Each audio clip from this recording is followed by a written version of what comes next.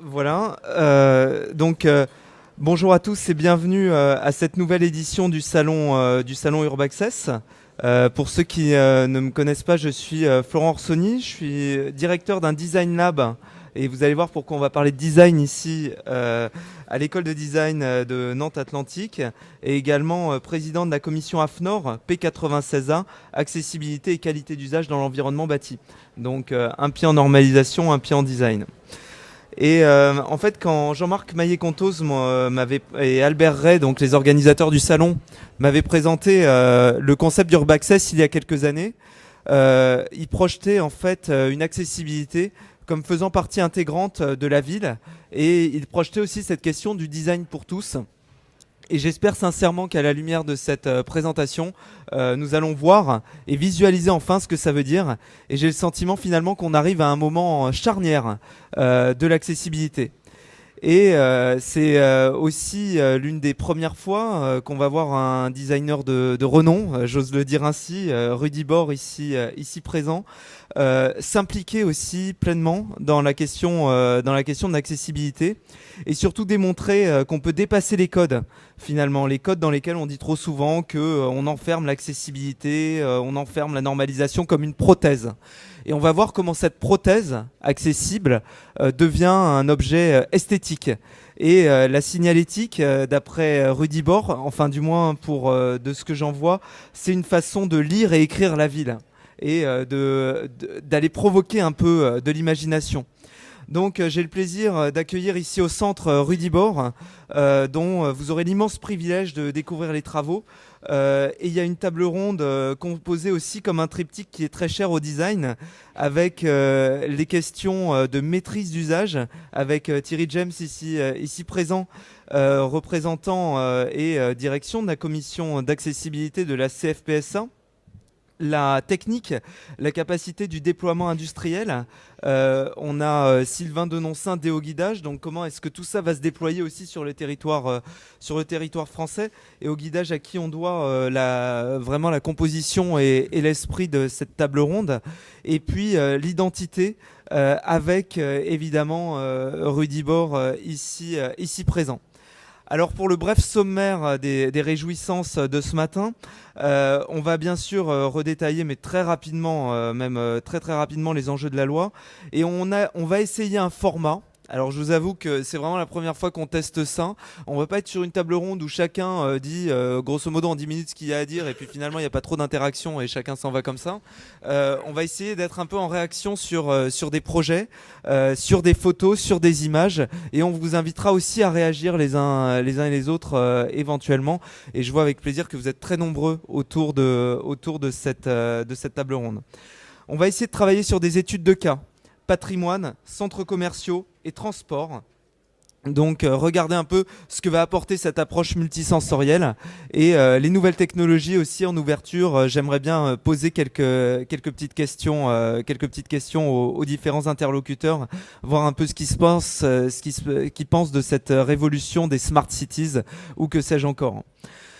Alors les enjeux de la loi du 11 février 2005, peut-être Thierry, tu pourrais en dire un petit mot pour rappeler très brièvement quels sont les enjeux de cette loi, et voilà, qu'est-ce qu'il faut rappeler du point de vue de l'usage, et voilà, très brièvement en guise d'introduction. Thierry, je te laisse la parole. Alors, ça fonctionne ? Je sais pas. Vas-y, tape. Il faut que je fasse quoi ?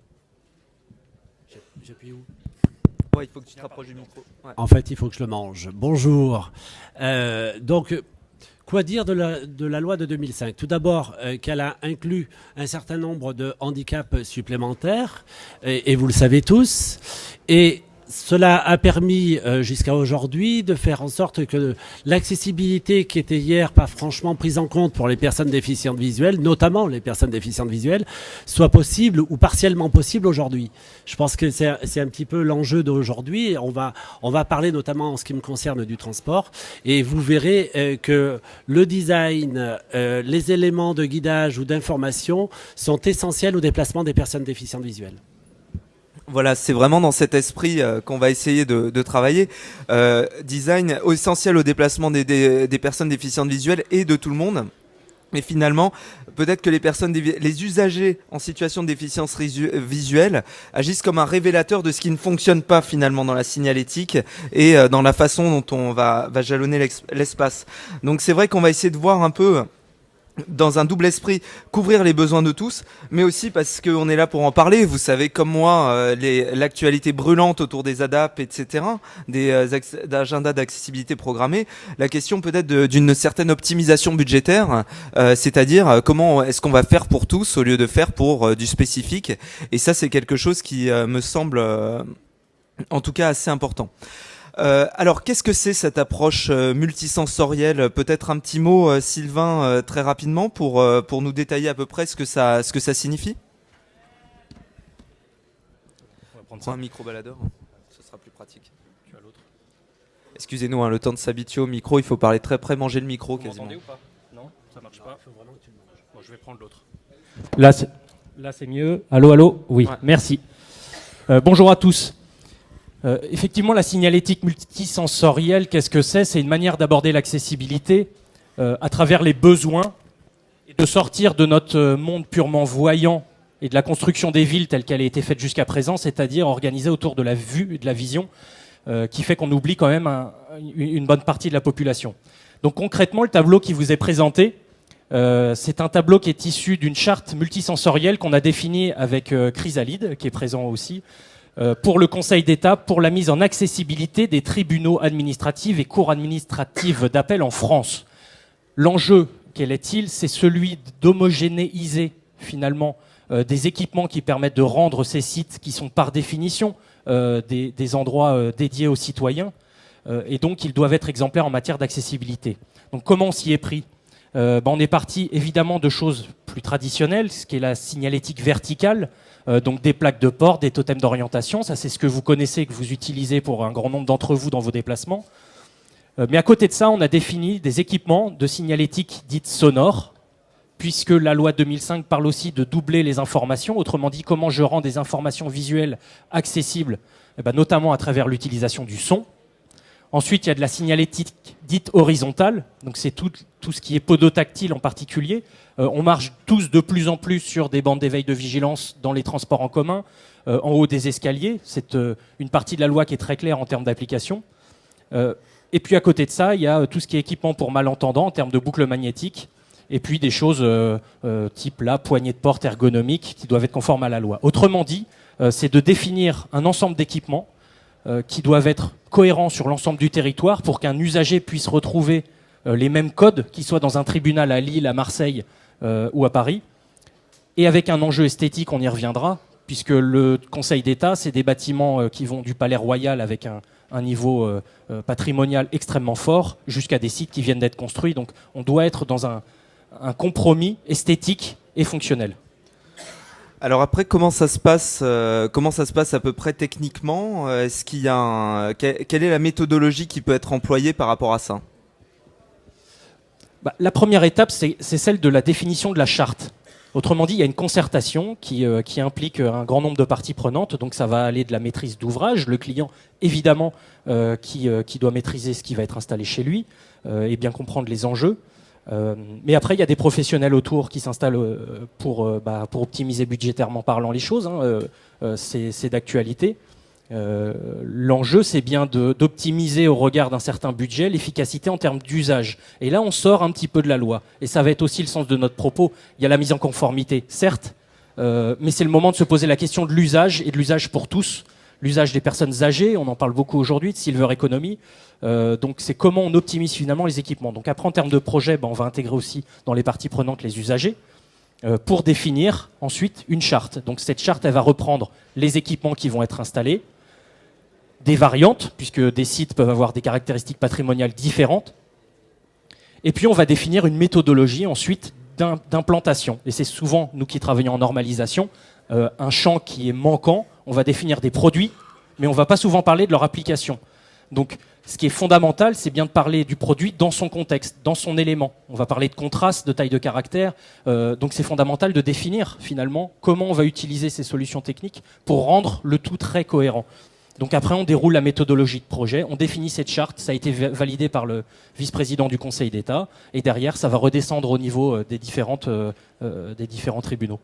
Et Thierry, au niveau des usagers, est-ce que la CFPSA là, se tient disponible pour prodiguer quelques conseils? Comment ça se passe? Comment vous êtes sollicité à ce moment-là pour contextualiser les choses d'après? Je pense qu'il est. Alors, effectivement, on est consulté. Parle bien dans le micro. Ouais. Pardon.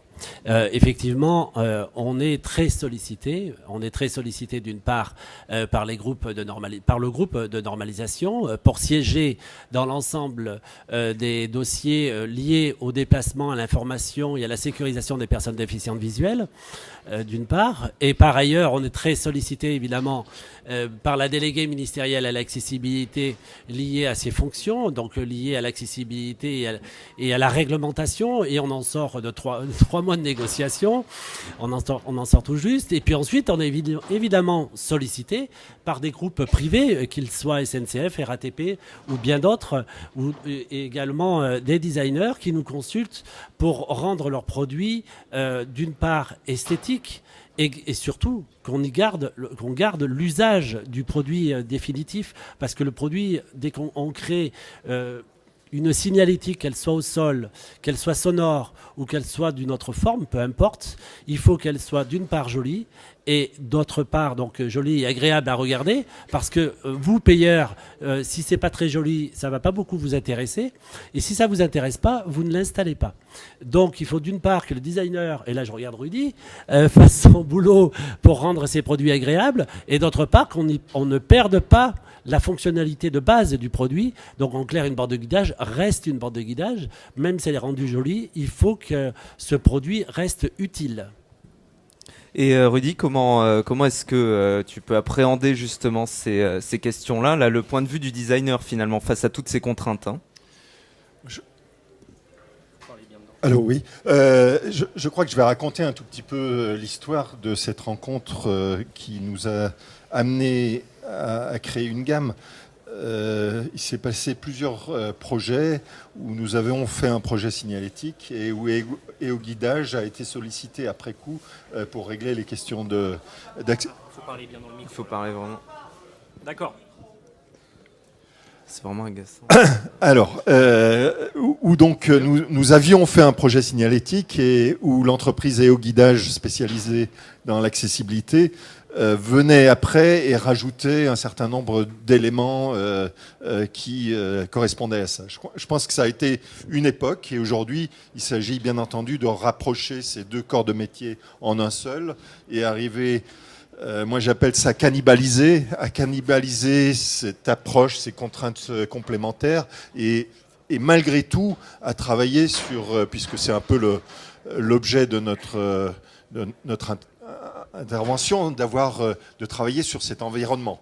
Et cet environnement, aujourd'hui, il y a des nouveaux paramètres, des paramètres assez importants, et je pense que c'est à nous de les intégrer et d'essayer de réagir par rapport à ça. Et je crois que la gamme qu'on a proposée maintenant est une gamme où, indéniablement, on ne s'est pas mis en invisibilité, mais où on s'est mis au contraire en acceptation de ces contraintes, en acceptation de ces éléments et en considérant que ça peut créer une nouvelle esthétique qui va probablement être une des esthétiques que nous allons rencontrer dans notre environnement futur. Donc c'est essayer de montrer que le fait de ces bandes, le fait de ces rampes, c'est pas uniquement une question d'engineering, c'est vraiment une question aussi d'esthétique et il faut que nous arrivions à faire que nos bâtiments historiques, nos bâtiments contemporains intègrent ces éléments, mais d'une manière positive. Peut-être un petit mot sur cette gamme, sur cette façon dont vous collaborez. Donc j'ai passé quelques images pour montrer un peu le travail en cours là sur la nouvelle gamme à laquelle vous êtes relié. Je crois qu'en effet, il faut vraiment parler pour l'instant d'un work in progress, d'un début d'une approche.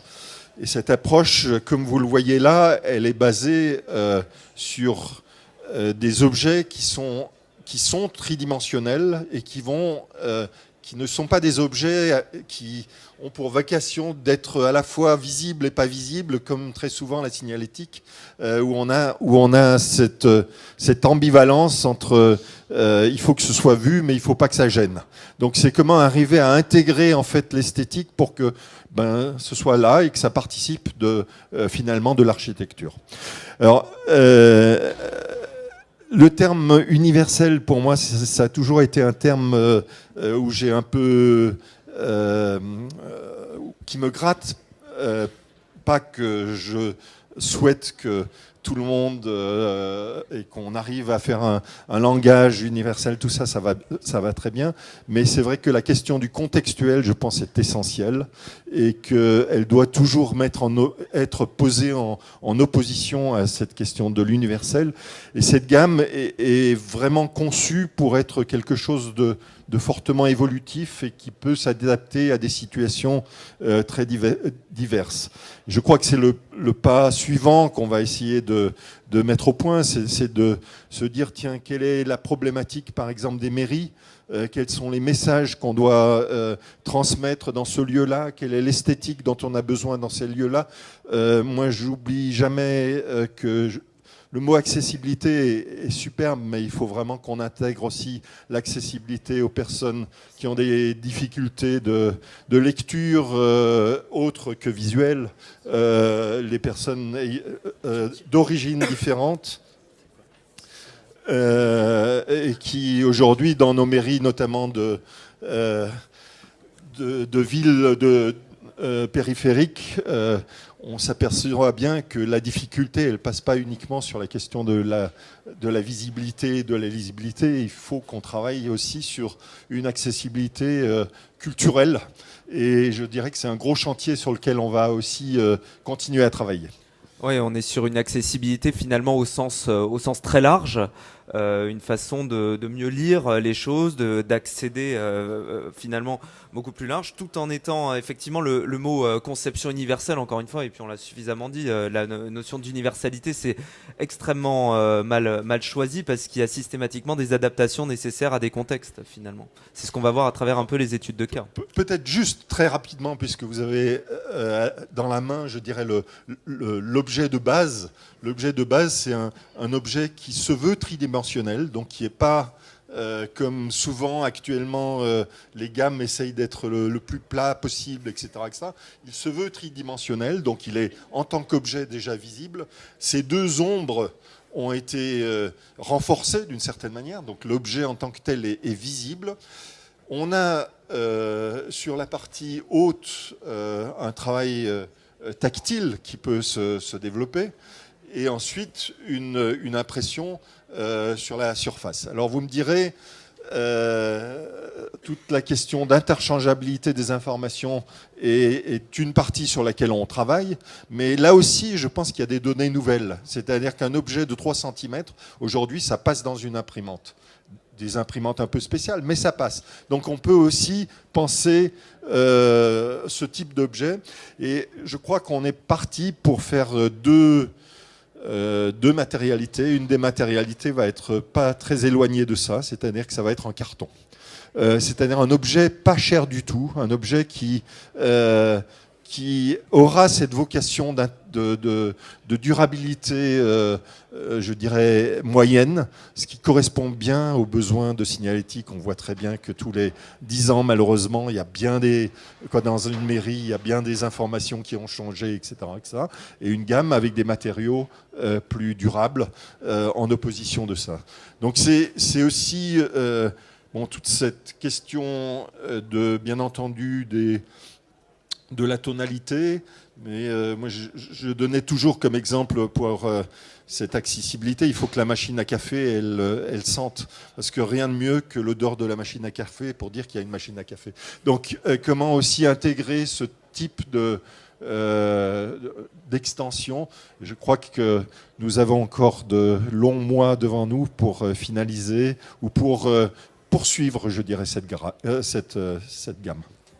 Donc work in progress, si j'avais à résumer, en tout cas, on arrive vers des formes de compromis finalement On rentre dans une nouvelle ère pour la question de l'accessibilité. Je ne sais pas s'il y a une première réaction dans la salle ou des gens qui souhaitaient peut-être voilà, dire un mot ou avoir quelque chose, une précision. Oui, Sylvie. Je ne sais pas si on peut passer le micro, sinon je me contenterai de reposer la question.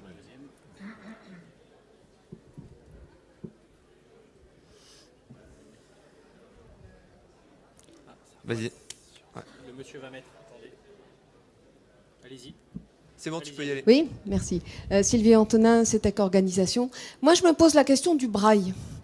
On le met où? Et est-ce qu'on peut toujours l'associer au panneau de signalétique?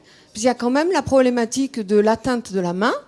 Donc, il faut que la personne non-voyante sache où mettre la main.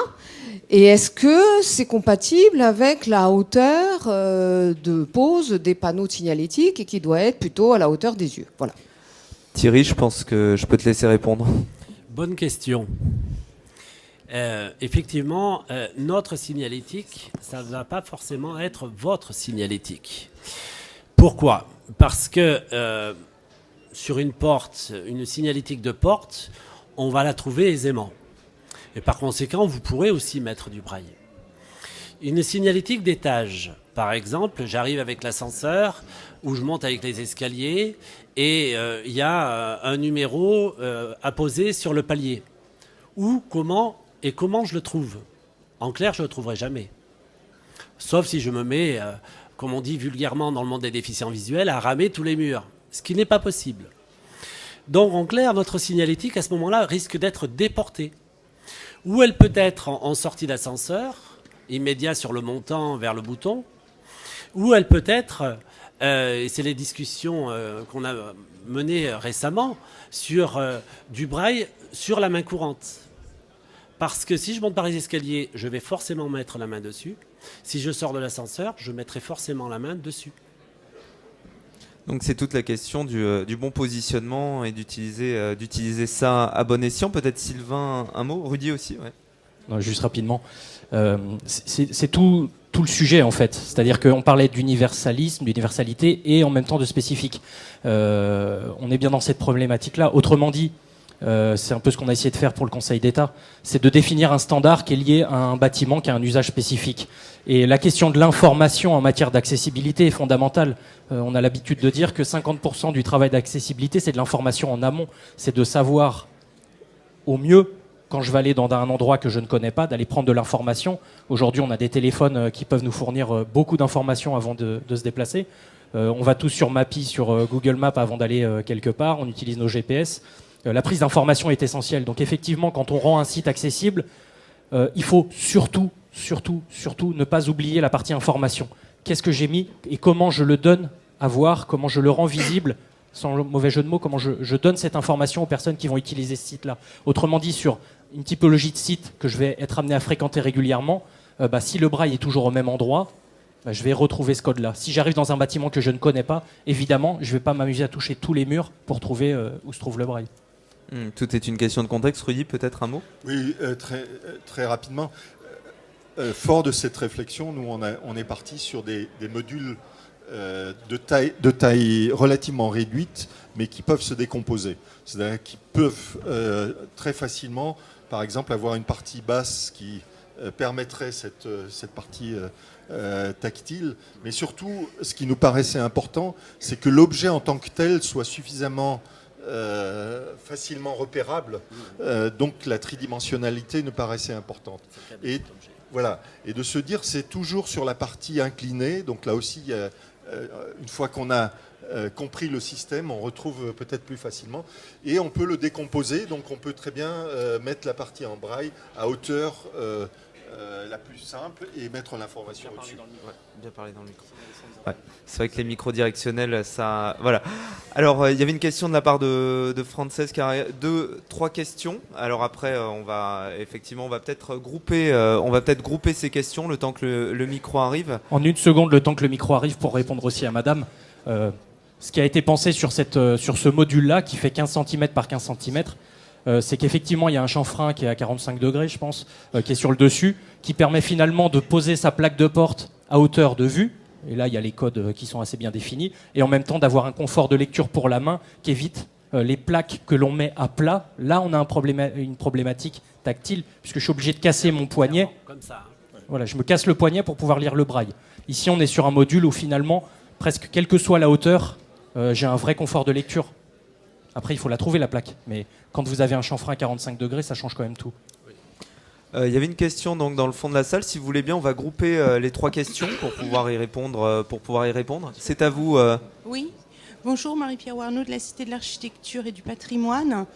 Je voulais juste savoir, la rencontre entre EO Guidage et Rudibord s'est faite autour, je suppose, d'un appel d'offres. Est-ce que c'est quelque chose qui va se pérenniser? Est-ce que vous êtes, entre guillemets, mariés ensemble pour notre plus grande chance, à nous déficients visuels, ou est-ce que c'est ponctuel et donc, du coup, hasardeux dans l'évolution? Alors ça, c'était la première question. On va passer à l'autre question. Il y avait une autre personne et Francesc également. Là, c'est par là, c'est devant. Ah. Par ici. Et puis... Francesc, donc on note bien les questions, voilà, ça permet d'y répondre rapidement. Cela dit, il y a déjà un élément de réponse. Madame. Marie-Juliana, membre du conseil d'administration de l'APF. J'ai une question un peu simple, mais vous parlez du braille, mais tout le monde ne connaît pas le braille. Merci. Très bien. Une autre question, Francesc, il y avait une question devant. Voilà, je pense que Thierry aura un élément de réponse. Donc un élément pour Rudy, un élément pour Thierry. Allez, tu poses la question pour Sylvain. Oui, bonjour. Francesca Ragal de la Design for All Foundation. Peut-être c'est ma déconnaissance de la langue française, mais il m'a surpris un petit peu d'écouter cette expression de votre signalisation, notre signalisation que Monsieur Thierry James a fait. Parce que, oui, un peu en connexion avec les commentaires que la dame vient de faire, effectivement, c'est un petit pourcentage de la population aveugle qui lise de braille. Et en fait, disons, si aujourd'hui, je peux voir où c'est l'information tactile d'une signalisation, et demain, à cause de ma diabète, je deviens aveugle, donc je pourrais donc plus ou moins savoir où cette information sera. Donc c'est tout à fait que les solutions ne peuvent pas être universelles de manière culturelle, mais disons, une solution doit servir à tous, à mon avis. Ok, je vais déjà sur est-ce incongru, comment vous êtes-vous rencontrés, voilà, Rudy, raconte-nous un peu cette histoire. Non, je crois que c'est vraiment, ce qui est intéressant, c'est que c'est justement pas un appel d'offres, c'est un désir. Et donc la rencontre s'est faite avant les appels d'offres. Depuis, je dirais qu'il y a des collaborations qui paraissent évidentes, mais il y a un désir qui venait plus, qui venait plus de comment on peut aborder cette question d'une manière plus large. Donc je pense que c'est vraiment un exemple important d'une petite entreprise française qui investit dans le design. C'est un thème aujourd'hui très actuel, puisque on a un ministre notamment du redressement économique, industriel qui prône très fortement cette chose-là. Ça s'est fait... Et je trouve que c'est assez exemplaire de se dire, nous, on a une problématique, on sait résoudre les problèmes techniques, on a une culture d'entreprise, on a une culture de l'accessibilité, et maintenant, on va essayer de faire se relier, d'une certaine manière, la culture visuelle avec la culture, cette autre culture. Donc, voilà. Ça permet effectivement une bonne compréhension du contexte et du développement. Thierry, un mot sur cette question d'universalité et puis du braille également, hein. Alors, tout d'abord, rappelons une chose. Dès qu'on met du braille, on met des gros caractères. Puisqu'il faut bien que ça soit accessible à toute la population des personnes déficientes visuelles. Maintenant, les chiffres. Alors, je ne vais pas vous donner de chiffres, je vais essayer de vous expliquer pourquoi il faut mettre du braille. Peu de personnes déficientes visuelles lisent le braille, ce qu'on va appeler le braille littéraire. En clair, ils prennent un bouquin, ils vont de la première à la dernière page. Mais par contre, la majorité des personnes déficientes visuelles utilisent ce qu'on appelle le braille utile. Et qu'est-ce qu'on appelle le braille utile? Des mots-clés, des mots courts, des phrases courtes. En clair, je marque mes CD, je marque mes bouteilles de vin. Je pourrais le faire autrement si j'avais un flashcode. En l'occurrence, j'en ai pas. Donc, je vais faire des mots et des phrases courtes, des repérages tactiles braille courts. Une porte, c'est très court. Porte 107, par exemple. Je crois avoir lu sur la plaquette qu'on vient de me faire passer. Donc là, par contre, un grand nombre de personnes déficientes visuelles le lisent. Et donc, c'est pour ces populations-là qu'on travaille. Donc c'est un vrai faux débat, le braille et combien le lisent. Alors, il y a aussi les aspects multisensoriels qui nous permettent peut-être de répondre à la question posée par Francesc. Sylvain ? Oui, en quelques mots, effectivement, on parle souvent du braille, mais ça occulte souvent le sujet. C'est fondamental et c'est pas très compliqué à faire. Une fois de plus, il y a un des enjeux ici, c'est d'amener le plus grand confort d'usage possible au regard de contraintes économiques. Rajouter du braille à l'échelle d'un projet, c'est peut-être pas ce qui va coûter très cher. Et ce qui se développe de plus en plus, c'est la vocalisation, parce que pour le coup, il n'y a pas de problématique d'apprentissage. On est dans l'instantanéité et on est dans une société qui intègre de plus en plus ces technologies-là en reconnaissance vocale et en restitution d'informations vocales. Donc, simplement, l'enjeu, c'est de ne pas se focaliser sur un élément plutôt qu'un autre, mais bien de raisonner global, multisensoriel, besoin. Et après, chacun ira piocher. Mais oui, je rejoins Francesc. On essaye de penser des solutions pour tous. Et après, chacun va aller rentrer dans cette solution par son propre mode sensoriel. Mais le travail qu'on fait et qui est dans la pérennité, pour répondre à l'autre question, et on a beaucoup de travail devant nous avec Rudy, c'est bien de faire rencontrer ces univers-là et de réfléchir de manière plus globale, de réfléchir plus universelle et travaillant de plus en plus à l'étranger aussi, c'est d'intégrer les questions culturelles. Parce qu'on ne va pas non plus aborder forcément les mêmes choses. Et de la même manière, un bâtiment, ne serait-ce qu'à Lille, à Marseille, selon certaines typologies, mais plus encore en Scandinavie qu'en Grèce.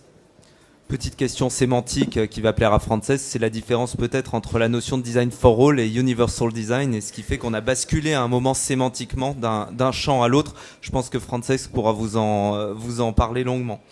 En termes d'études de cas, ici sur le patrimoine historique, donc un petit retour d'expérience autour du Louvre-Lens et puis d'autres cas également de la ville de Metz qui ont été vus du côté de chez Rudy Bord. Peut-être un petit mot par rapport au travail qui a été initié sur le Louvre-Lens. Alors donc sur ce dossier-là, on a travaillé avec Tactile Studio. Sachant que donc c'est l'extension du Louvre qui s'est placée à Lens, avec l'architecte principal, c'est Sana. Sana, c'est on va dire l'architecte le plus connu au Japon, qui a remporté un certain nombre de prix, notamment le prix Pritzker pour le Rolex Learning Center à Lausanne en Suisse. Donc c'est un architecte très épuré qui portait ce projet-là. Et on est vraiment dans notre problématique du jour, c'est-à-dire comment je peux intégrer des solutions qui remplissent des fonctions d'usage pour tous dans un projet à très forte dimension esthétique et patrimoniale.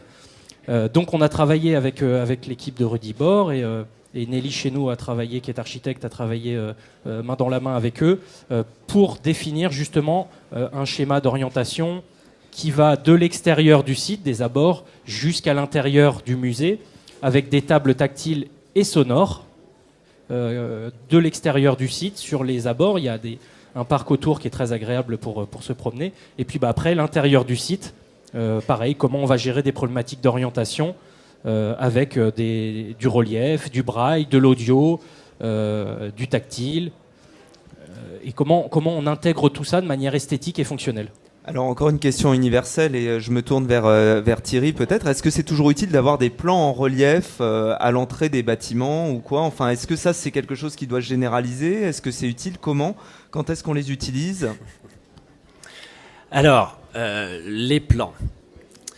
Alors c'est un vaste sujet parce que selon les circonstances, par exemple, je vais donner un exemple assez simple, le musée Fabre de Montpellier. Et je sais qu'il y a quelques Montpelliérains dans cette salle, donc ils verront tout de suite de quoi je veux parler. C'est un bâtiment magnifique sur le plan architectural, c'est un bâtiment très ancien, un ensemble de chapelles, etc. etc. Là, pour le coup, une maquette réelle de l'architecture extérieure de ces bâtiments était intéressant. Pour se représenter les volumes et l'architecture globale du bâtiment. Tout aussi bien, est-ce qu'il aurait fallu un plan détaillé de l'intérieur? Non, parce que c'est un labyrinthe et on n'aurait jamais rien compris. Là, pour le coup, c'était une réponse qu'il fallait apporter. Dans d'autres circonstances, il faudra apporter des plans à l'intérieur. Par exemple, une gare, l'intérieur d'une gare, la gare de Lyon, puisque un certain nombre d'entre vous y sont passés probablement pour venir ici, où vous avez 2 halls décalés. Il n'y a bien qu'un plan à l'intérieur, un plan individuel ou un plan collectif, simplifié, qui peut donner cette géométrie à une personne déficiente visuelle. Parce que si on a cette géométrie en rentrant dans le bâtiment, on sera un peu moins perdu que si on n'a rien. Et je pense que c'est un peu l'enjeu du plan, des plans, et quelle qu'en soit la forme, c'est un petit peu ça, c'est donner des informations d'orientation, donner des informations d'information, petites informations. Il ne faut pas rentrer dans le détail. Il faut donner un minimum, mais il faut oublier de vraiment rentrer dans le détail parce qu'on n'y arrivera pas, on aura du mal à suivre. Donc, donner une information générale qui donne une orientation générale du bâtiment, ce qui nous permet de construire un schéma de déplacement. Donc on est sur un plan assez didactique finalement avec du relief qui a pour vocation d'expliquer le site. J'allais dire aussi bien quand on parlait de la rencontre de 2 mondes, finalement à tout le monde quelque part. Est-ce que c'est un peu cet esprit dans lequel a été fait ce plan de Lens ?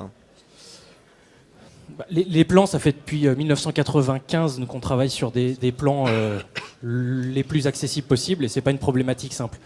Effectivement, il y a toute une compétence qui est longue à acquérir en matière de représentation tactile et d'aller vers d'une simplification, sans tomber dans le simplisme forcément, mais en tout cas de rendre le plan le plus simple et compréhensible possible. Et ce dont on se rend compte, c'est que quand on va simplifier énormément les informations, finalement tout le monde y gagne, parce que j'ai pas vocation à passer une demi-heure devant un plan, j'ai juste vocation à aller devant, identifier ce que je cherche très vite, de comprendre grosso modo où ça se trouve, et puis après j'y vais. De toute façon le plan je ne vais pas l'emmener avec moi. Donc c'est bien une prise d'information rapide. Et puis l'autre point pour des personnes malvoyantes et non-voyantes en particulier, et ça c'est des études qu'on essaye de mener en ce moment pour avoir des retours plus objectifs là-dessus, mais c'est de dire, il y a le concept, alors excusez-moi l'anglicisme, de stress free.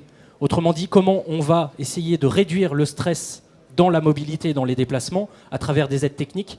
Et le plan contribue à ça. Autrement dit, une fois que, comme disait Thierry, je rentre dans la gare de Lyon que je connais pas bien, si j'ai un petit plan qui m'explique qu'il y a 2 halls décalés, qu'il y a un passage au milieu, je comprends le bâtiment. Je comprends l'architecture dans ses grandes lignes. J'ai pas besoin de détails plus que ça. Mais déjà, ça me rassure de comprendre que je suis dans le hall 1 et qu'en passant par le couloir central, j'arrive dans le hall 3 où j'ai mon train qui m'attend. Très bien. Alors je me tourne maintenant vers Rudy, justement sur ces questions qui ont été faites à Pompidou du côté de Metz, d'une inclusion sans doute dans un patrimoine historique. C'est quand même très visible là comme signalétique et ça se distingue pas mal. Alors, c'est à la fois très visible et en même temps c'est une tentative d'être discret. C'est d'ailleurs un peu une approche similaire à la gamme qu'on propose, c'est-à-dire c'est la couleur par le côté. Et la surface est relativement monochrome. Ce qui fait que de loin, l'objet n'est pas très coloré, mais dès qu'on se rapproche, on en voit véritablement les contours. Je ne montre pas ce projet comme exemplarité d'accessibilité. Je pense qu'il a des faiblesses par rapport à ça. Mais il m'importe quand même de se dire que la problématique aujourd'hui de signalétique, et je crois qu'il faut bien intégrer cette dimension-là, elle ne relève pas uniquement de la question de l'orientation. Elle relève de paramètres annexes et qui consistent à dire comment arriver comment arriver à sensibiliser sur, par exemple, à Metz, sur l'aspect contemporain de cette ville, malgré son très très grand patrimoine historique. Comment arriver à donner une sorte de langage visuel qui permet de se dire on passe d'un bâtiment à un autre et on sait que c'est un bâtiment municipal. Comment arriver à... Voilà. Donc c'est des éléments qui, d'une certaine manière, sont annexes à la simple où se trouve quoi, mais qu'il s'agira de ne pas oublier dans la problématique qui nous attend, celle de rendre ce genre d'informations accessibles à tous. Et ce genre d'informations accessibles à tous, on parle parfois de contraintes liées au patrimoine historique. Est-ce que ça pose un problème quand même de patrimoine, ou est-ce que finalement ça peut se négocier, ce genre de choses, parce qu'on dit souvent que ça peut bloquer parfois un certain nombre de... Vous savez, en matière de patrimoine, je crois que le pire, c'est le panneau de verre qui fait semblant de ne pas être visible. Et je crois que la question, c'est le rapport entre l'histoire et la contemporanéité. Alors certes, il faut bien entendu que la contemporanéité ne gâche pas l'histoire, mais il s'agit aussi de se dire on est dans notre temps, c'est une information dont on a besoin aujourd'hui et qui doit exprimer cette contemporanéité. Et ce rapport-là, moi c'est une chose... Je dois dire que j'ai plutôt des bons rapports avec les responsables des monuments historiques parce qu'ils préfèrent souvent une solution juste par rapport à un contexte. Et là, on arrive vraiment à cette question de la contextualisation, à la bonne dimension, qui comprend l'intelligence de l'architecture plutôt qu'une chose qui vient se rapporter, fait semblant de ne pas être visible, mais l'est en finale malgré tout. Peut-être un petit mot complémentaire. Après, je vais vous laisser la parole effectivement pour pouvoir réagir. La question du patrimoine est prépondérante en France. On a cette chance-là. Et en même temps, dans le contexte qu'on connaît d'accessibilité, ça pose régulièrement des problématiques. Et c'est aussi finalement quelque part au cœur de notre discussion de ce matin. C'est comment... en tant que professionnel de l'accessibilité, on va apporter des solutions aux ABF, si on parle d'eux, pour qu'ils n'aient plus l'excuse de ne rien faire. Alors je vais le dire un peu comme ça, de manière provocatrice. Mais effectivement, il y a 7-8 ans, quand on arrivait sur un bâtiment classé et qu'on disait allez-y, mettez des bandes de guidage en caoutchouc gris et puis des bandes d'éveil en caoutchouc blanc sur votre parquet Louis XVI. Et puis voilà, on va mettre de la signalétique bien visible, flashy, sur une plaque en 15x15. Bon, forcément, la BF disait je vais réfléchir, rappelez-moi bientôt, et puis il ne se passait jamais rien. Donc c'est pour ça qu'on a initié déjà, il y a un certain nombre d'années, ce travail de rapprochement finalement de l'usage qui reste au cœur de nos préoccupations, mais aussi d'amener des solutions variées et les plus design possibles pour que ça s'intègre dans différentes typologies de bâtiments. Très bien, je voyais qu'il y avait une réaction dans la salle et ça tombe très bien parce qu'il est temps de passer aux réactions. Donc devant, je ne sais pas s'il y a d'autres personnes qui souhaitent se manifester par rapport aux questions historiques.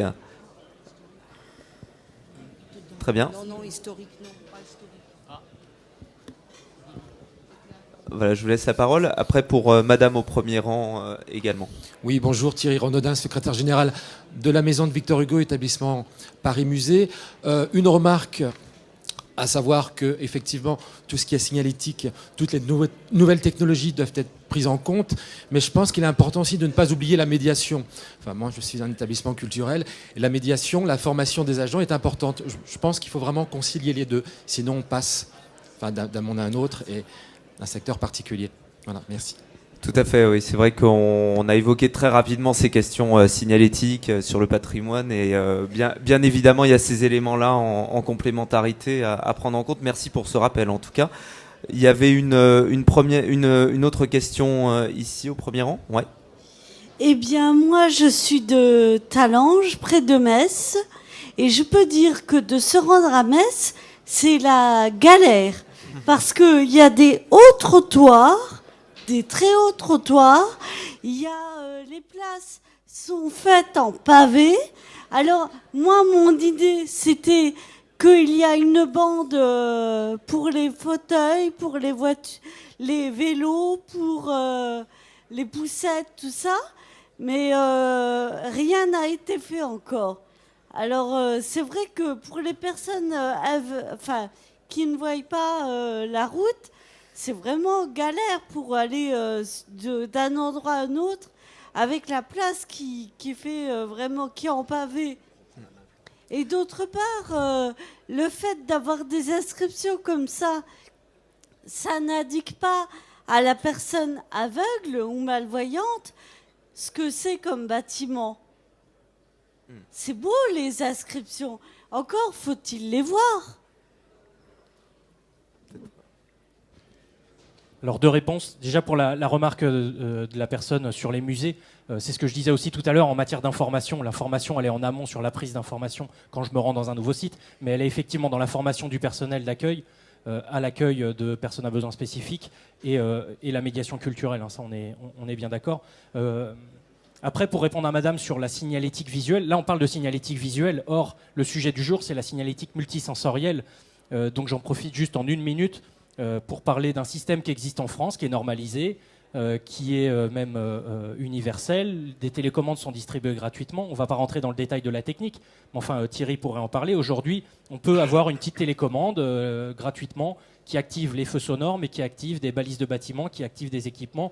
Je pourrais vous citer un certain nombre d'exemples. Des villes ont équipé leurs bâtiments publics. La ville de Nanterre, par exemple, a mis une petite balise audio à l'entrée de chacun de ses bâtiments publics. Donc, vous pouvez demander la télécommande auprès de la mairie. Quand vous allez approcher de l'entrée du bâtiment, vous allez entendre de manière vocale l'information du nom du bâtiment, d'où se trouve l'accueil et des horaires d'ouverture. Et ce système-là, aujourd'hui, se développe de manière assez massive auprès de collectivités territoriales. Ces équipements-là font partie, par exemple, des équipements du Conseil d'État. Les boutiques Orange se sont équipées, on équipe des bureaux de poste. Voilà, on est dans quelque chose d'assez massif, qui est tout bête, mais c'est de la signalétique vocale pour des personnes malvoyantes et non-voyantes. C'est simplement un petit outil technique très basique qui va permettre de donner cette information en mode audio. Et quand je rentre dans un bâtiment, puisqu'on parlait de plan tout à l'heure, imaginons que je rentre dans la gare de Lyon, même chose, si on me dit « vous êtes aveugle, comment vous allez trouver ce plan-là ?» On sait placer une petite balise dedans et quand je vais passer à une quinzaine de mètres, je vais entendre plan multisensoriel et je vais pouvoir aller dessus. Donc c'est vraiment cette question de besoin spécifique, je suis non-voyant, comment je repère et j'ai de l'information. Et là on retombe dans le thème d'origine, c'est la ville intelligente. Une partie de notre métier chez Eau-Guidage, c'est de rendre la ville plus intelligente pour que, en tant que personne physique, elle me communique des informations qui viennent à moi et que je n'ai pas forcément à aller chercher ces informations-là. Il y a encore beaucoup de choses à faire. Oui, il y a encore beaucoup de choses à faire de ce côté-là. En tout cas, on voit bien le doublement souvent nécessaire. Alors souvent pas la même information, on en parlera dans les gares, mais de l'information finalement, quand on parle de multisensoriel, on parle de visuel, de tactile et d'audio et de questions audio. Il y avait une autre question, on va prendre une dernière question avant de passer justement à la question des gares, parce que je vois qu'il y a beaucoup des centres commerciaux, pardon. Oui. Alors, Jocelyne Carpentier, Clichy-la-Garenne, Mission Handicap. Je suis non-voyante depuis toujours, donc je me promène beaucoup. Et je voudrais revenir sur la question des plans. Alors, bon, moi, quand il y a un plan, j'ai la chance de pouvoir le lire, mais les 3/4 du temps, je ne sais pas le trouver. Donc ça, c'est embêtant. Deuxièmement, dans les gares... Je fréquente pas mal Saint-Lazare, par exemple, et il y a plein de il y a une forêt de bandes de guidage. Il n'y a pas que là d'ailleurs, dans beaucoup de gares maintenant, au sol. Donc ça, c'est super bien pour avancer avec la canne. Bon, moi je m'en sors bien, sauf que si je connais pas le plan des bandes de guidage, si je ne sais pas où elles vont, je peux tourner beaucoup en suivant les bandes de guidage sans jamais arriver où je veux arriver. Voilà. Donc, ma question est la suivante. Je pense que ce serait intéressant qu'il y ait, pour les grands bâtiments, enfin, pour les choses les bâtiments accueillant du public comme une gare ou des choses comme ça, très importantes, il y ait des plans, en relief ou expliqués, prévus, mais qu'on puisse, se procurer, pour les avoir avec soi, en petit, enfin bon, ou bien qu'on travaille avec le système des mobiles. Par exemple, moi j'ai un appareil, smartphone Tellurion. On pourrait très bien concevoir une application qui prenne en compte une description d'un certain nombre de plans de lieux importants ou de gares, par exemple, ou d'aéroports, ou de je ne sais quoi, qui permettent de préparer son trajet comme on le prépare au dehors avec le GPS. Alors vous trouvez effectivement la transition et ça nous permet d'avancer vers justement sans transition sur la question des gares. On reviendra à une autre étude de cas après. Enfin sur la question des gares et des transports, puisque on va aussi voir ce qui a été fait du côté de chez Rudibord, du côté de l'aéroport de Cologne. Voilà une réaction, Thierry. Je voyais que tu avais pas mal d'éléments à apporter à notre connaissance. Sur SNCF. Ok. Si vous voulez bien envoyer les images, puisque ça apportera des réponses à madame, puisque je devais parler de la SNCF, et c'est le moment. Alors, tout d'abord, je pense qu'il faut rappeler une chose importante, c'est la concertation avec les usagers, avec les associations qui représentent les usagers. Ça nous paraît essentiel parce que l'accessibilité se co-construit entre vous qui êtes opérateur, Rudy qui est signalétique, qui est design et signalétique, et puis EOGuidage qui est fabricant, revendeur de matériel adapté lié au déplacement des personnes déficientes visuelles. Et nous qui sommes usagers. Parce que ce n'est pas parce qu'on a un handicap, et quel qu'il soit, qu'on est expert de sa situation. Mais par contre, un certain nombre d'entre nous arrive à se détacher de sa problématique personnelle pour arriver à représenter les collègues déficients visuels. Et c'est bien l'objectif de la loi, finalement, de remettre l'usager autour des tables de concertation. Et ça a été le cas avec la SNCF, qui est partie quasi la première, et je pense la première, c'est un modèle de concertation puisqu'ils sont partis en 2004. C'est-à-dire, en fait, avant la loi de 2005.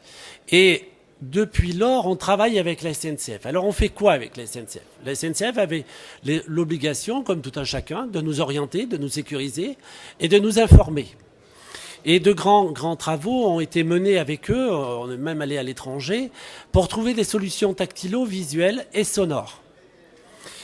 Alors, quel est le schéma aujourd'hui de déplacement dans une gare dite nationale de la SNCF? Didier Devins, responsable de la mission accessibilité, aurait été mieux placé que moi pour vous en parler. Mais moi, je vais vous en parler du côté usager.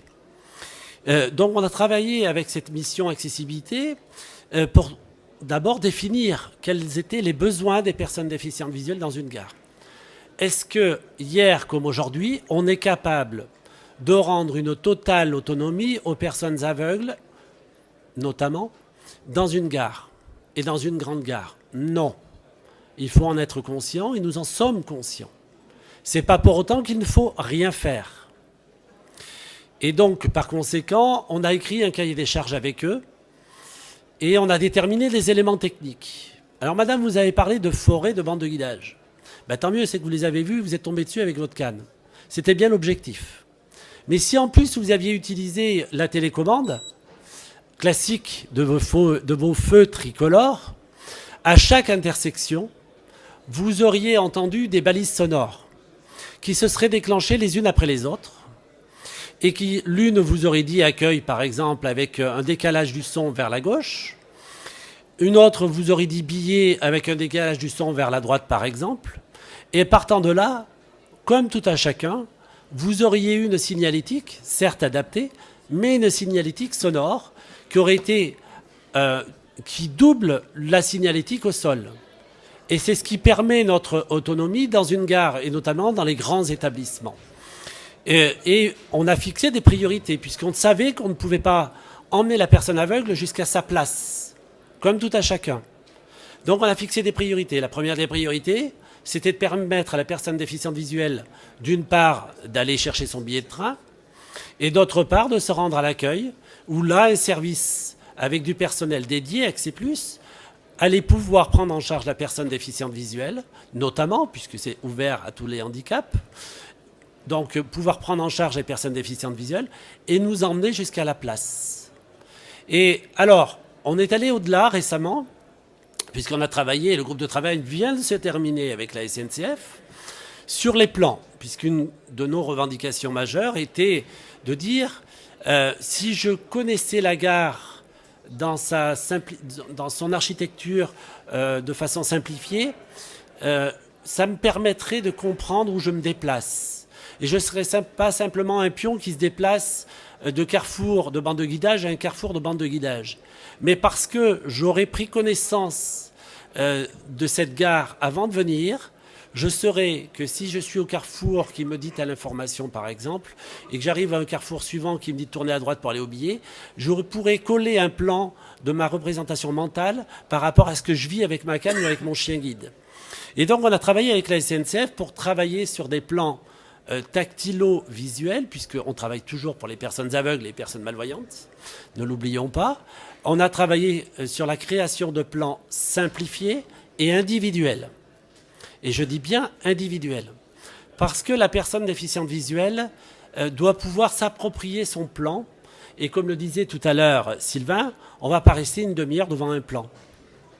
Et donc les gares, ce sont des éléments, quand même une architecture tout à fait particulière, bien souvent, et quand même assez difficile à comprendre pour une personne déficiente visuelle. Et donc on a travaillé sur des plans individuels qui vont être mis à disposition des personnes aveugles et malvoyantes, qui réserveront leur billet par le biais d'Accès Plus. On leur proposera de leur envoyer à domicile le plan de la gare X, et ensuite, une fois qu'ils en auront pris connaissance et qu'ils n'en auront plus besoin, on leur proposera par une enveloppe prétimbrée, etc., de renvoyer leur plan, puisqu'ils n'en ont plus besoin, ils n'ont plus d'intérêt à le garder au lieu de le jeter. On le remet en service auprès d'une autre personne déficiente visuelle. Multisensoriel et multitemporel, donc. C'est ça. D'accord.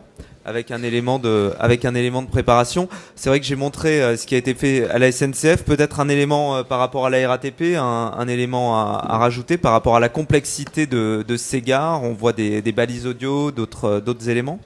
Alors la RATP, j'ai envie de dire, ça va être la table ronde suivante à 12h où j'interviens aux côtés de la mission RATP. Mais néanmoins, la RATP est un réseau, alors notamment pour le souterrain, un réseau très très complexe. Si vous êtes à Châtelet ou à École Militaire, c'est pas du tout la même station. Dans un cas, École Militaire, vous n'aurez besoin que de peu d'informations, essentiellement d'informations sonores et visuelles. Et dans un autre cas, il va falloir trouver des solutions tactilo-visuelles et sonores, telles qu'à Châtelet. Comment faire pour orienter, guider et sécuriser la personne déficiente visuelle. Donc c'est tout un gros travail qui est en train de se mettre en place avec la mission Accessibilité et Betty Chap, notamment.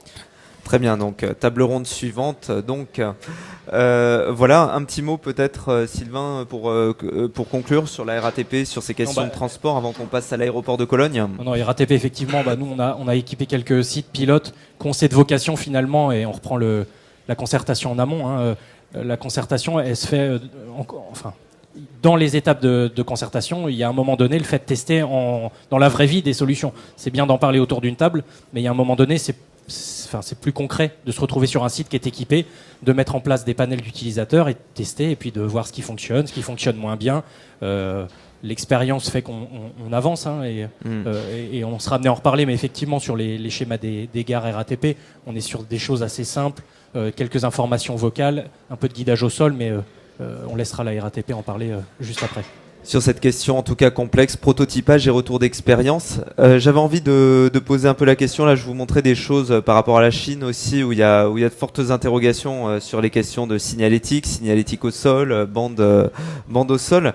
Mais sans plus attendre, parce que le temps presse, j'aurais envie d'interroger Rudy sur la question de l'aéroport de Cologne, finalement, où il y a eu tout un plan de signalétique assez important vis-à-vis de ces endroits très complexes.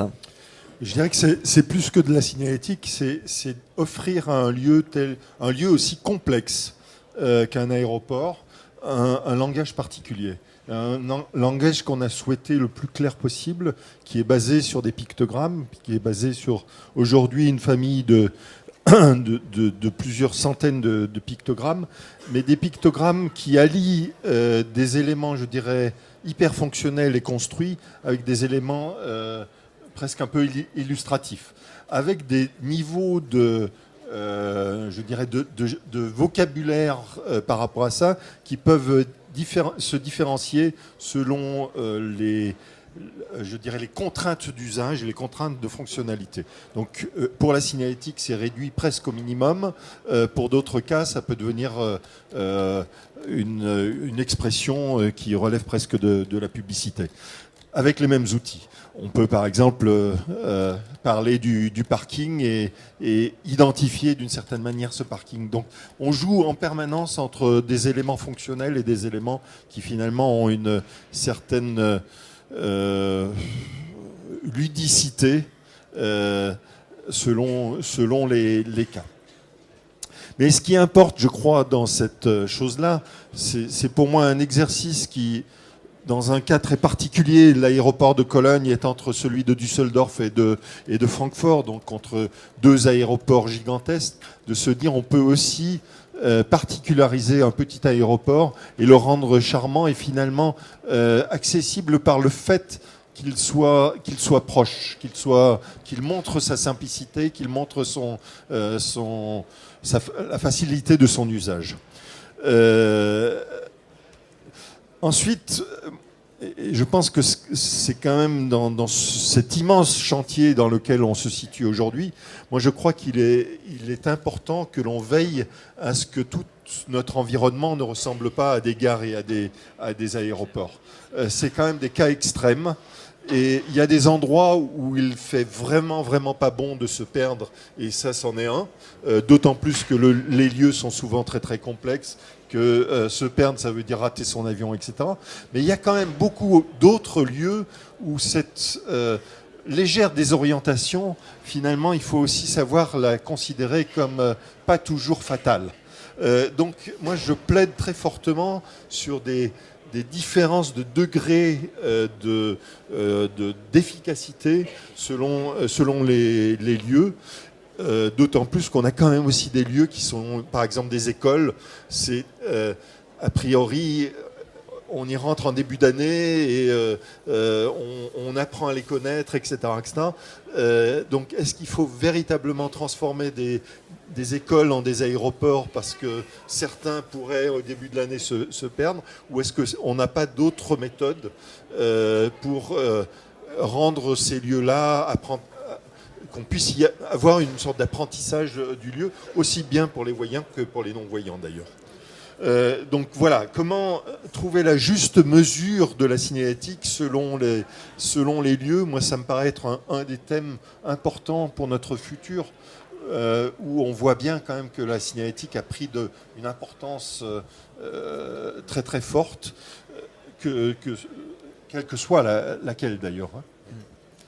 Un petit mot.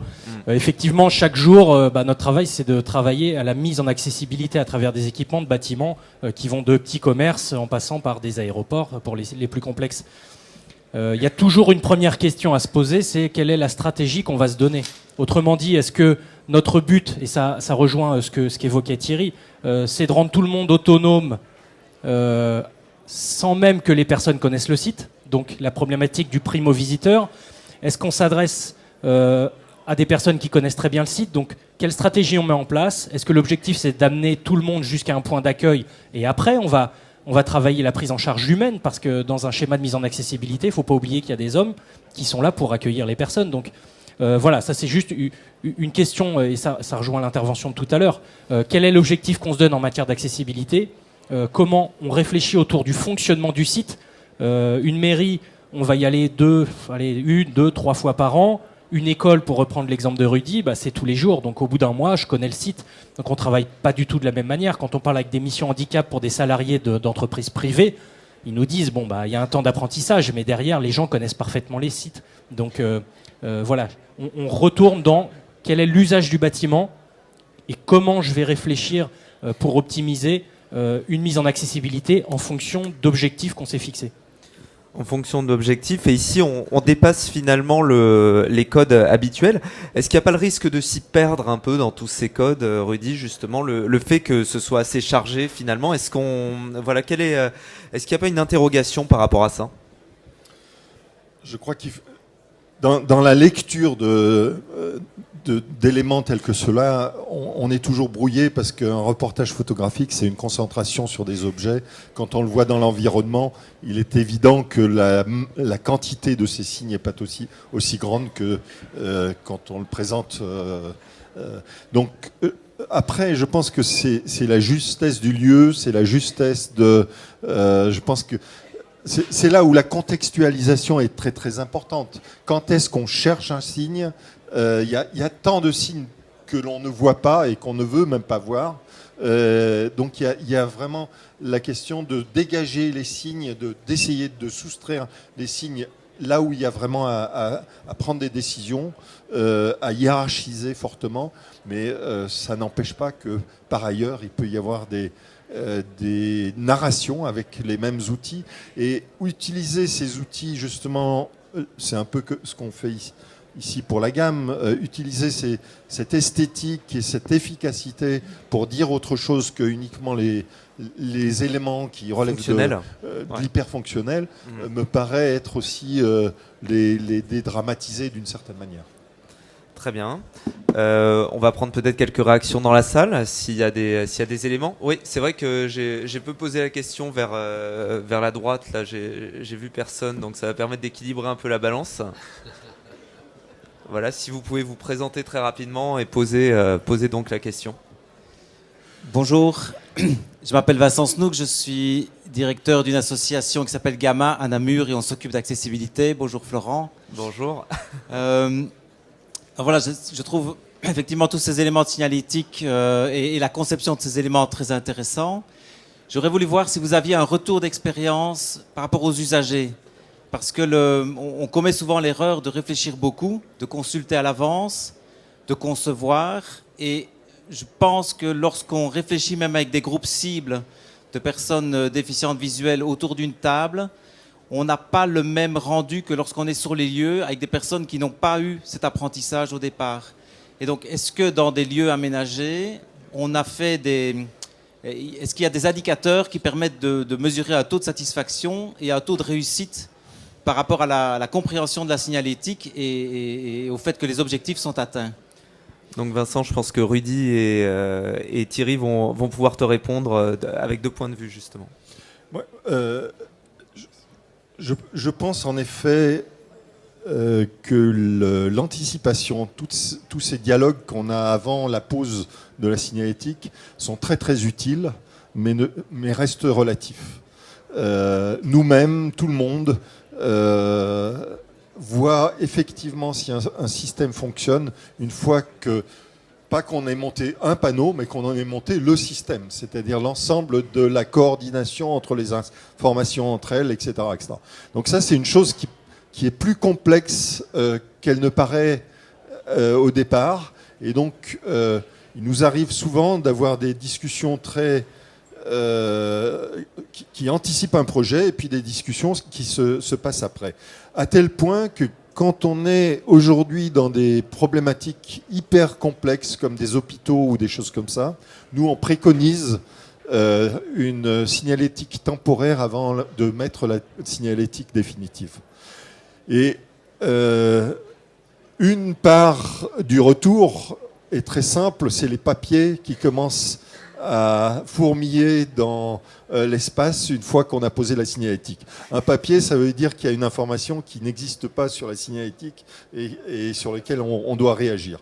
Mais c'est toujours, on a beau faire des réunions, excessivement difficile d'anticiper, surtout dans des nouveaux bâtiments, d'anticiper des usages, d'anticiper des besoins d'information.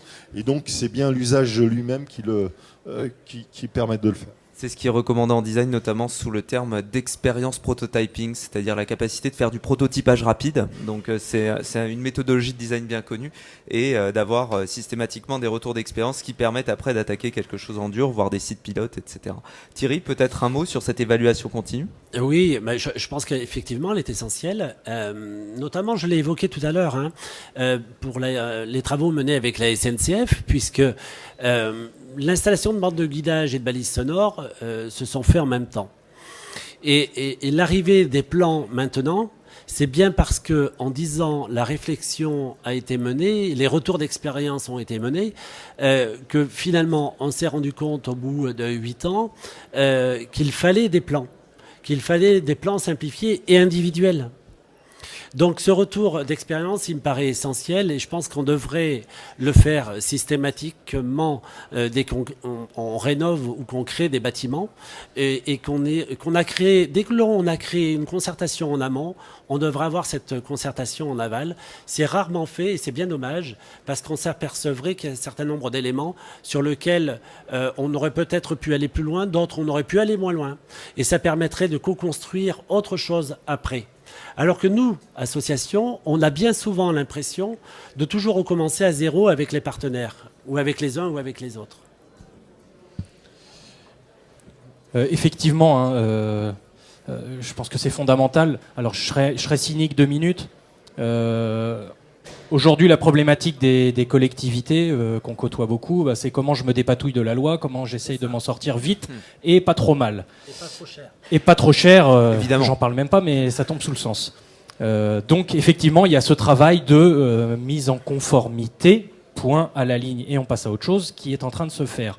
Un des enjeux, c'est d'accompagner et de profiter de ce mouvement-là pour aller plus loin et de faire de la qualité d'usage.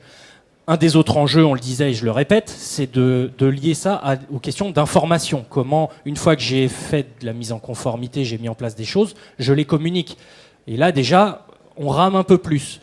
Ce dont on parle, c'est une fois que j'ai mis ça en place, que je communique, comment j'évalue et comment je fais en sorte de pouvoir objectiver les choses. Alors à Namur, il y a des équipements qui ont été mis en place dans la gare, il y a eu des évaluations faites, et du coup, il va y avoir des modifications, je connais un peu le dossier.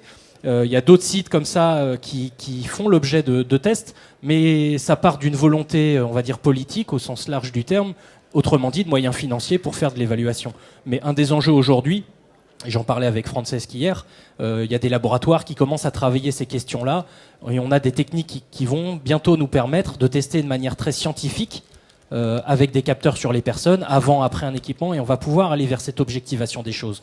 Mais on est encore... je dois dire, au début de l'histoire. Mais c'est un champ qui est fondamental et qui est passionnant. De même sur la qualité sonore, puisqu'on parle de multisensoriel, aujourd'hui on se pose la question en normalisation justement de savoir comment est-ce qu'on va mesurer la qualité sonore des différentes boucles, quels sont les instruments de mesure, etc. Donc ça va prendre énormément de temps, mais d'ores et déjà on commence à se pencher sur la question.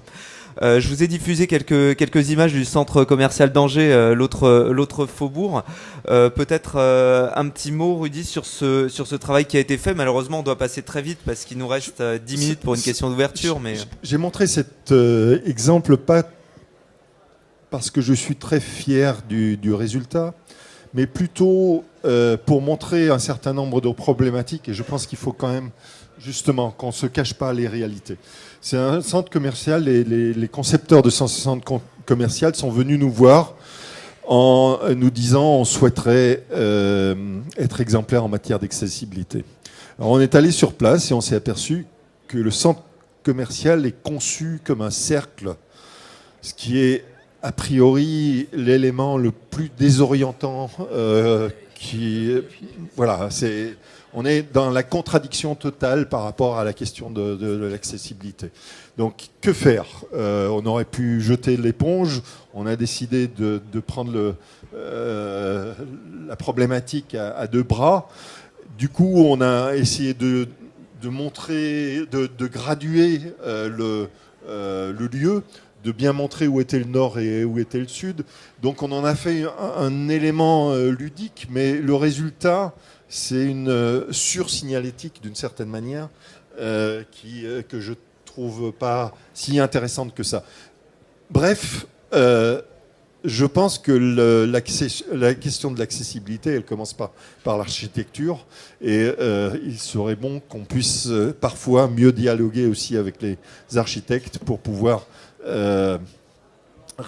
anticiper un certain nombre de problématiques. Voilà, donc c'est vrai que c'était un point, ce centre commercial. Moi, c'est quelque chose que je fais étudier en études de cas justement avec mes étudiants sur les difficultés qu'on peut trouver, mais aussi le fait que la signalétique peut permettre d'écrire quelque chose, de montrer, de donner une identité. Tout à l'heure, Sylvain parlait du stress free, et c'est vrai qu'il y a aussi cette dimension-là, mais c'est clair que la signalétique multisensorielle, aussi bien conçue soit-elle, ne peut sans doute pas tout résoudre, et c'était important de faire ce point-là. Alors en guise de conclusion et en guise d'ouverture, puisqu'il nous reste une dizaine de minutes pour ça, et je vais inviter aussi la salle à se manifester et à participer. Moi j'aurais plusieurs questions, c'est-à-dire que voilà, la stratégie de projet, on a bien compris qu'il y avait cette dimension de travailler vraiment à la fois en concertation avec les différentes personnes. On a bien compris la notion de rapid prototyping, donc d'expérience de prototypage rapide, et puis cette image finalement de se dire que, à travers ce que nous a présenté Rudy Bord, cette idée d'être dans une économie globale, de faire plus que de la signalétique fonctionnelle, mais d'être dans quelque chose qui puisse écrire une histoire, et ça me paraît important. Il y a la question des environnements connectés là qui commence à apparaître, c'est-à-dire qu'on a beaucoup de choses, beaucoup d'intelligence mise à mettre là-dedans, et finalement de quoi parle-t-on? S'agit-il d'innovation technique? Comment la coupler à de l'innovation d'usage? Et donc j'aurais envie de poser la question à Thierry, quels sont les prochains défis finalement en matière de signalétique? Quelles sont les prochaines choses à continuer à travailler? Quelles pourraient être les innovations technologiques qui vont finalement permettre d'arranger aussi cette histoire? Voilà, qu'est-ce qu'il faudrait faire en fait? Qu'est-ce qu'il faudrait faire? Alors je vais vous faire une réponse très, très rapide dans un premier temps et peut-être un peu plus détaillée après. Il faudrait que GPS soit au mètre près et pas à 5 mètres. Parce qu'effectivement, on peut développer des applications smartphones, puisqu'aujourd'hui, les smartphones nous sont accessibles. Tout d'abord, le taux de pénétration auprès des personnes déficientes visuelles des smartphones est quand même relativement faible encore, même si il se développe considérablement d'une année sur l'autre. Donc beaucoup sont encore restés avec leur téléphone à touche parce qu'ils ont très peur et qu'ils n'ont pas de centre de formation de proximité pour leur expliquer comment fonctionne un smartphone. Ça, c'est le premier point. Le deuxième point, la problématique de la personne déficiente visuelle, que ça soit dans son déplacement ou que ça soit dans l'approche de la signalétique, c'est qu'il faut qu'elle soit immédiate. C'est-à-dire que, je le disais tout à l'heure, GPS au mètre près, ça serait idéal parce que finalement, au mètre près, je pourrais savoir qu'il y a un plan multisensoriel.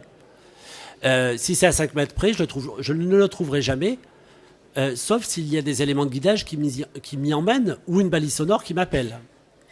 Et je pense que les progrès qu'on pourrait constater et qu'on va constater, c'est vers des solutions d'application, en clair, des applications accessibles, mais avec une plus grande précision, une information certainement plus complète, mais ça ne viendra jamais se substituer aux produits tactilo, visuels ou sonores qu'on peut installer dans un bâtiment. Ça viendra en complément, mais je pense qu'on n'en est pas encore à l'ère où ça viendra remplacer les éléments tactilo-visuels. Est-ce qu'il y a des questions dans la salle? Oui, monsieur, au fond. On va vous donner un micro. Non, micro. Voilà, la question était pour prolonger la réflexion de monsieur concernant les nouvelles technologies. Monsieur rêvait d'une technologie au mètre près, mais par exemple ici, on n'aurait pas de technologie GPS qui passerait. Donc toute la technologie, est-ce qu'il y a des choses qui existent, par exemple sur la technologie Bluetooth, qui est une technologie qu'on retrouve sur tablettes, smartphones et un peu partout maintenant? Sylvain, un petit mot là-dessus. Je pense que tu as développé certaines choses dans ce cadre-là. Alors, là, on est au cœur du métier des guidages, puisque notre cœur de métier, c'est d'identifier des besoins de personnes et de les transformer en solutions techniques et technologiques. Notre cœur de compétence, c'est de l'électronique et du logiciel. Donc, pour répondre à la question de monsieur, un de nos enjeux, et on a monté un bureau d'études aussi pour ça, c'est de finalement mettre le plus en adéquation possible les questions technologiques qui vont extrêmement vite, qui changent de manière considérable finalement les questions d'orientation et d'information. Et ça va très vite une fois de plus. Et finalement de transformer tout ça en solutions industrielles. Un petit mot là-dessus, le but du jeu, c'est pas de faire des prototypes avec des universitaires, c'est fondamental, hein, on travaille avec eux, je critique pas ça, mais je dis simplement si ça reste dans des labos et que ça coûte 500 000 € de faire un petit proto sur 150 mètres carrés, ça n'a pas de sens. Donc le but du jeu, et ça c'est notre cœur de métier, c'est justement de travailler avec des ingénieurs, des archis, des usagers, pour faire en sorte qu'on transforme tout ça. Alors pour dire un mot de la géolocalisation indoor, oui, on est à quelques mois, finalement, à quelques années, mais aujourd'hui on peut dire à quelques mois, de mettre en place ces solutions-là avec des schémas plutôt de type industriel, autrement dit économiquement abordables, où finalement, quand on parle de smart building, de bâtiments intelligents, de villes intelligentes, c'est ça qui se profile. C'est quoi? C'est que l'information, elle va arriver directement à la personne au bon moment, selon la modalité sensorielle, ou en tout cas selon ses besoins. Et oui, on est très proche de ça, alors c'est un petit peu tôt pour en parler, mais en tout cas, c'est bien ça le sens de l'histoire. Mais la géologue au centimètre près, on n'y est pas encore, au mètre, on y est. Maintenant, il y a un enjeu, c'est de transformer cette technologie qui est brute aujourd'hui, et oui, il y a des technos aujourd'hui de géologues qui se basent sur du Wi-Fi, du Bluetooth, les MEMS qui sont embarqués dans les téléphones. Aujourd'hui, on sait faire beaucoup de choses. Donc, après, c'est comment faire un travail de design pour tous, que ces solutions-là soient accessibles à tous. Et ce travail-là est vraiment fondamental, quoi. Et un dernier mot, c'est que ces technologies-là sont fondamentales parce elles peuvent apporter beaucoup de confort d'usage, beaucoup d'informations, mais il faut vraiment faire attention, et là je prêche pour notre propre paroisse puisqu'on a beaucoup d'ingénieurs, faire attention à ne pas écarter, en étant trop technocentré, toute une partie de la population. On parle beaucoup aujourd'hui de silver economy, de personnes âgées. Je ne suis pas certain qu'une personne de 75 ans utilise un logiciel de géolocalisation indoor pour aller faire ses courses. Ça ne veut pas dire qu'il ne faut pas le faire pour les jeunes personnes qui, elles, sont très friandes de ça, mais ça veut bien dire qu'il faut penser à tous. Et typiquement, si on reparle de balisage sonore, etc., l'enjeu, c'est quoi? C'est bien d'avoir une télécommande basique, gratuite, universelle, j'appuie sur un bouton, ça cause, ou je la mets en automatique dans ma poche, je marche en ville, et ça va me donner des informations. On est dans un schéma extrêmement simple, très peu coûteux, et pour tous. Mais à côté de ça, on va graduer finalement l'apport d'information et la qualité d'usage avec des outils techno. Et là, oui, l'enjeu, c'est bien de faire en sorte qu'il y ait des solutions qui soient proposées, qui soient en phase avec les technologies actuelles. Je crois que tout le pari, ça va être la relation entre cet objet porté et la confirmation que donne l'espace à cette orientation. Je crois que c'est là où, en matière de signalétique au moins, on a des nouveaux enjeux qui sont très importants, parce que je pense que c'est en effet mais on sait très bien que le guidage nous désoriente. Quand vous vous laissez guider dans votre voiture par vous ne retrouvez pas votre route la prochaine fois. Donc c'est mener par la main, ça veut dire aussi ne pas utiliser ses propres sens d'orientation. Donc on va, je pense, avec ces outils nouveaux, vers une société qui sera plutôt plus désorientée qu'elle n'était auparavant, tout en trouvant, bien entendu, son lieu effectif si elle suit son moteur. Voilà en tout cas des belles paroles de conclusion. Il est 11h30, donc je sais qu'il y a une inauguration qui devra avoir lieu très bientôt. Si mes informations sont bonnes, j'espère ne pas vous donner une fausse information. En tout cas, merci beaucoup. Merci à la salle pour sa réactivité. Et puis, je vous dis à très bientôt.